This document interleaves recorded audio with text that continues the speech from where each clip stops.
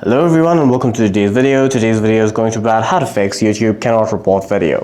For that, the first thing that you'll have to ensure of is that you're connected to the internet, either to Wi-Fi or mobile data. You can also try toggling airplane mode on and off on your device to reset any network issues. The other thing that you can do is head over to the YouTube app on your device and then make sure that you're signed in as you are required to be signed in to report a video on YouTube.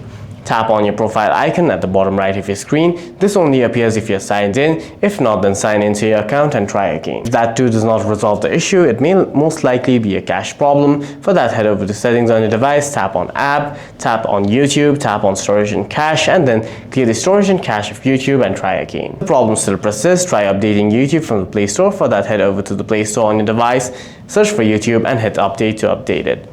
If your device allows, you can also try uninstalling YouTube, restarting your device and reinstalling YouTube on your device to see if that solves the problem.